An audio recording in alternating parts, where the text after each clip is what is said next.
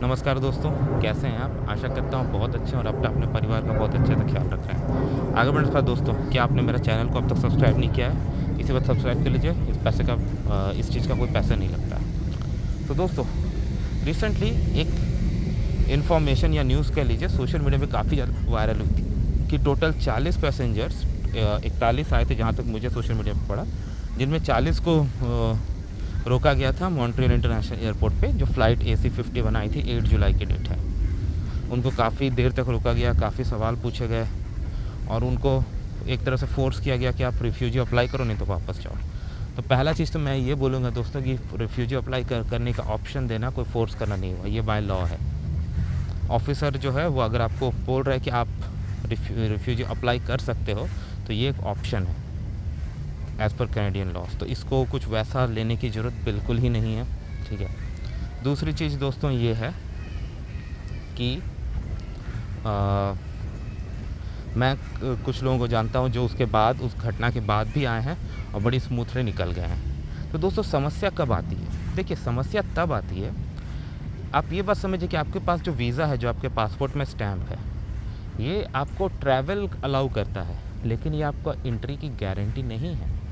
आपको एंट्री कौन देता है? जो ऑफिसर वहाँ बॉर्डर पर है, जो ये चेक करता है कि हाँ भाई, आपके डॉक्यूमेंट्स, आपके पर्पस, सब कुछ, आपके वीज़ा, ये सब कुछ मैच कर रहे हैं, आप एक जेन्युइन एंट्रेंट हो, वो आपको एंट्री देता है। अगर उसको लगा कि झोल है, तो वो डेफिनेटली अपनी इन्वेस्टिगेशन अपग्रेड कर सकता है। वो आपसे कोई भी सवाल पूछ सकता है, आपका सारा लगेज वो चेक कर सकता है, आपका इलेक्ट्रॉनिक डिवाइस, सब कुछ वो चेक कर सकता है। उसके पास पूरा राइट है। वो अपने देश का एक गार्ड है, वो अपने देश में आने वाले लोगों की चेकिंग कर रहा है, उसको पास अपने राइट्स हैं, वो अपना कर रहा है, कोई समस्या नहीं है इस बारे में। तो ऐसे में दोस्तों, मैं यही कहूँगा कि पहली बात, फ्रस्ट्रेट नहीं होना है, वो अपना जॉब कर रहा है। और अगर आप अपनी फ़ाइल, देखिए समस्या कब आती है, मान लीजिए आपने किसी एजेंट से लगाया फ़ाइल, एजेंट वाला आपको बिना बताए कुछ इन्फॉर्मेशन इंटर कर दिया, आपने ब्लाइंडली साइन कर दी, कुछ डॉक्यूमेंट उल्टे पलटे लगा दिए। तो ऐसे में वहाँ जब आपसे सवाल पूछा जा रहा है, आप बोल कुछ रहे हो और आपके एप्लीकेशन में कुछ और है, तो समस्या आनी शुरू होती है। तो ऐसे सिचुएशन से बचने के लिए आपको इस बात की पूरी जानकारी होनी चाहिए कि आपकी फ़ाइल में जो इन्फॉर्मेशन लगी है, जो डॉक्यूमेंट्स लगी है, उनकी आपको पूरी जानकारी होनी चाहिए। तो अगर आपने खुद से करी है तो मैक्सिमम चांसेस है कि आपको पता है आपने क्या लिखा, आपने क्या लगाए हैं। लेकिन अगर आपने किसी एजेंट के थ्रू भी करवाए हो, तो भी ये चेक कर लो, पूरा कंफर्म करो चलो कि हाँ भाई, तूने क्या लगाया है, मैंने कहाँ साइन किया, पढ़ के साइन करना। बिना पढ़े साइन किए तो उसमें फंस जाओगे बहुत बुरी तरह। तो पढ़ के साइन करना कि क्या है, वो सब चीज़ सही है, ताकि उनसे कुछ सवाल पूछा जाए तो आप आंसर कर दो, ठीक ठाक आंसर करो। उसके बाद अगर आप जैसे फैमिली विज़िट को जा रहे हो, आपका कोई रिलेटिव वहाँ रहता है, जैसे आपका सन, डॉटर, कोई भी रहता है, तो उसकी पूरी इन्फॉर्मेशन, उसका स्टेटस, उसका डॉक्यूमेंट भी अपने पास रखो। मेरे रिलेटिव्स के साथ हुआ था, हमने डॉक्यूमेंट्स भेजे थे व्हाट्सएप पे, उनका चेक न्यू दिल्ली एयरपोर्ट पे हुआ था, उन्होंने दिखाए थे, फिर फ़्लाइट बोर्ड करने दी गई थी।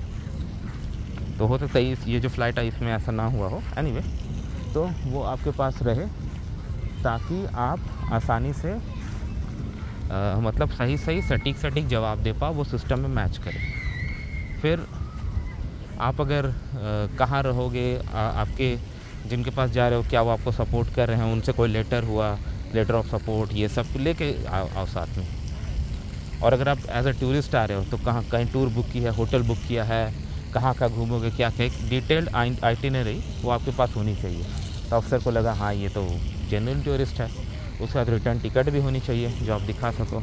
और एक चीज़ बोलूँगा दोस्तों, स्पेशली ओल्डर ट्रैवलर्स के लिए, या मैं बोलूँगा सबके लिए, तो इमरजेंसी किसी को भी आ सकती है, कि अपना travel insurance, emergency travel insurance, health insurance, जो भी बोल लो, वो होना चाहिए आपके पास, बहुत ज़रूरी है। क्योंकि हेल्थ केयर यहाँ पे बहुत महंगा है। तो ऑफिसर को ये चीज़ श्योर होगा कि अगर आपको कुछ हुआ इस दौरान, तो आपके पास कवरेज है कि आप खुद को सपोर्ट कर सको। क्योंकि बिना कवरेज के जाओगे, इमरजेंसी तो हमेशा बिना बताई आती है ना, तो बता के थोड़ी आती है।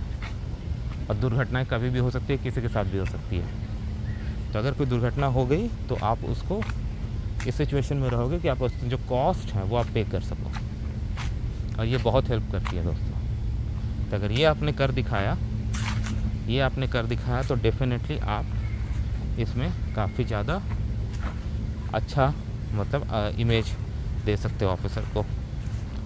तो यही चीज़ें हैं दोस्तों। तो ये सब करके आप अपना केस मजबूत करके आगे जा सकते हो।